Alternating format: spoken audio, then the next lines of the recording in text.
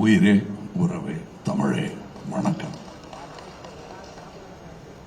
அதாவது உலக சினிமாவில் ஒரு சினிமாவை செய்துவிட்டு அதன் இரண்டாம் முறையாக அதை செய்யும் போது அதே டைரக்டர் அதை இயக்குவது என்பது ரெண்டு பேர் எனக்கு தெரிஞ்சு நடந்திருக்கு.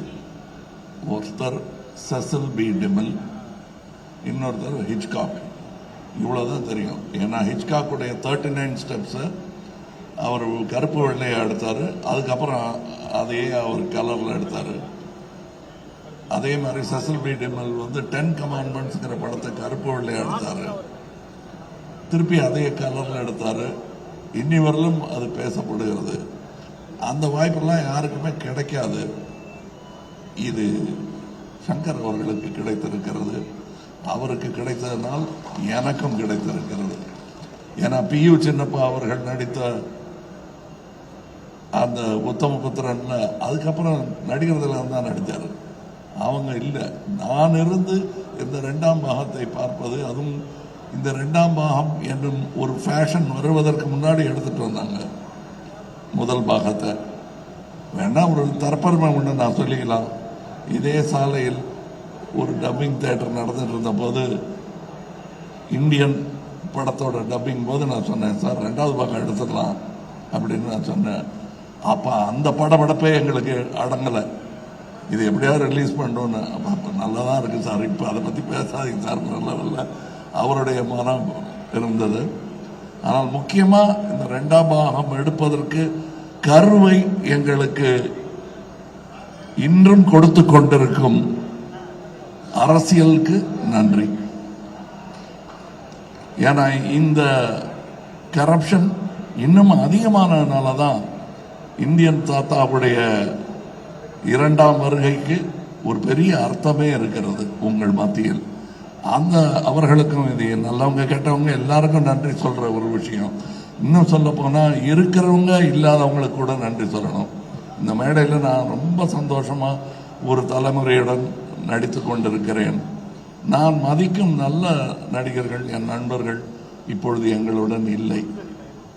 அவங்கெல்லாம் இந்த வெற்றி விழாவில் பங்கெடுத்திருக்க வேண்டியவர்கள். மனோபாலா, நடுமுடி வேணும், விவேக் போன்றவர்கள். இந்த பக்கத்து ரோட்டில் இப்போதான் முந்தானத்தை தான் எடுத்த மாதிரி இருக்கு விவேக்கோட சீன்ஸ். இவர் பக்கத்தில் உட்காந்து டைரக்ட் பண்ணிட்டு இருந்தாரு. காலம் எவ்வளவு வேகமாக ஓடுகிறது என்பதற்கு இந்தியன் 1, 2 எல்லாம் ஒரு உதாரணம். நாங்கள் திரும்பி பார்க்கறது கூட சங்கருங்கிற அந்த இளைஞர், அவர் நல்ல வேளை இன்னும் இளைஞராகவே இருக்காரு. நல்ல வேளை நான் தாத்தாவை போட்டதுனால வித்தியாசம் தெரியல.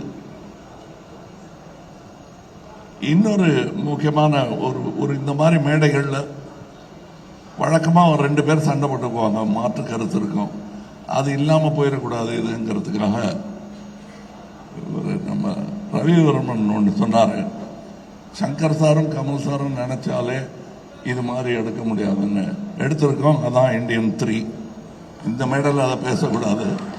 ஸோ அவரையும் எதிர்த்து பேசிட்டு ஒரு சந்தோஷம் எனக்கு இருக்கு. இப்போ டைரக்டரே சொல்லிட்டாரு குணால் அவர்களை பற்றி. குணால் அவர்களை நான் சந்திச்சே 10 வருஷம் ஆச்சுன்னு சொன்னா 10 மேலேயே ஆயிடுச்சு. எனக்கே ஆச்சரியமா இருக்கு. விஸ்வரூபத்தும் போது நான் அவரை சந்தித்தேன், அதில் வேலை செஞ்சார். ஸோ அது மட்டும் இல்லை, இந்த படம் 5 வருடம் 6 வருடம் எடுத்ததுக்கு காரணம் நாங்கள் தொழில்நுட்பமோ இதுவோ தொழில்நுட்ப கலைஞர்களோ நட்சத்திரங்களோ காரணம் அல்ல.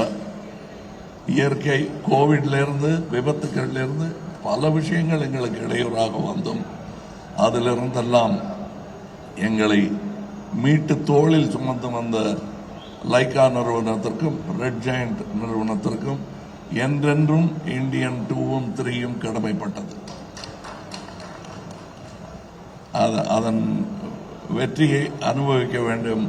முதல் ஆட்கள் அவர்களாக இருக்க வேண்டும் என்பதுதான் சங்கர் அவர்களுக்கும் எனக்கும் ஆசையாக இருக்கிறது. காரணம், அதை எடுத்து அதை ஒரு ரசிகனாக ஏற்றெடுத்த உதயநிதி அவர்களுக்கும் நான் நன்றி சொல்றேன். ஏன்னா அவர் இதில் சம்பந்தப்பட்டது காரணமே அவர் இந்த படத்தையும் இதன் நடிகனையும் டைரக்டரையும் பெரிதாக ரசிக்கிறார் என்பதுதான் உண்மை. மற்றபடி இப்போ இங்கே பேசும்போது சித்தார்த் சொல்லிட்டாரு, அவர் தனியாக பேசும்போதே மேடையில் மைக்கு கொடுத்து பேசுகிறனால தான் என்கிட்ட பேசுவார். அது சொன்னால் நம்ப மாட்டீங்க. இந்தியன் 3 வரட்டும், அப்புறம் வேணா கொஞ்சம் நம்பிக்கை வரும் உங்களுக்கு. நானே ஒரு கண்ணை சுருக்கி தான் பார்ப்பேன், நிஜமாவே என் மேலே இவ்வளோ பிரியம் இருக்குமான்னு. அந்த அளவுக்கு பிரியம் காட்டக்கூடியவர்கள் இங்கே இருக்கும் என் சகோதரர்களும் அப்படித்தான். இதில் இந்த 100%ன்னு சொன்னார் இல்லையா டைரக்டர், அது எப்படி 100% கொடுக்க முடியுங்கிறத கற்றுக்க வேண்டிய ஒரு ஆள் அனிருத்னு நினைக்கிறேன். ஏன்னா என்னால் ஒரு அளவுக்கு மேலே கேட்டாங்கன்னா சார் என்னால் முடிஞ்சது பண்ணியிருக்கேன் அப்படின்னு சொல்ல தோணும். அப்படி சொல்லாமல் இருக்கிறது எப்படிங்கிறது கற்றுக்கணும். ஏன்னா நான் எங்கே இருந்தாலும் நல்ல விஷயத்தை கற்றுக்குவேன் வெக்கப்படாமல். அதனால் தனியாக வந்து கேட்டு தெரிஞ்சுக்கிறேன். இங்கே இருக்கும் என்னுடைய நண்பர்கள் எல்லோருமே இந்த படத்தில் சம்பளம் வாங்கிட்டு நடித்தது மாதிரியே எனக்கு தோணலை. சந்தோஷமாக நடித்தாங்க. அதுக்கு வாய்ப்பது மிகவும் கடினம். இதை இன்னும் 20 வருஷம் கழித்து சொல்லிக்கலாம், 25 வருஷம் கழித்து சொல்லிக்கலாம். நான் இன்றை சொல்லிக் கொள்கிறேன். இந்த யாராவது நான் சொல்ல விட்டிருந்தேன்னா இந்த படம் பல சாதனைகளை படைக்கும் என்று நம்பிக்கொண்டிருப்பதனால் அடுத்த விழாவில் விட்டதை பிடிச்சிருக்கலாம்னு நினைக்கிறேன் நான்.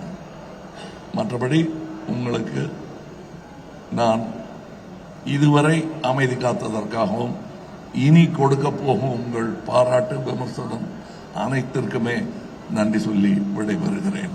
ஜெயஹிந்த்.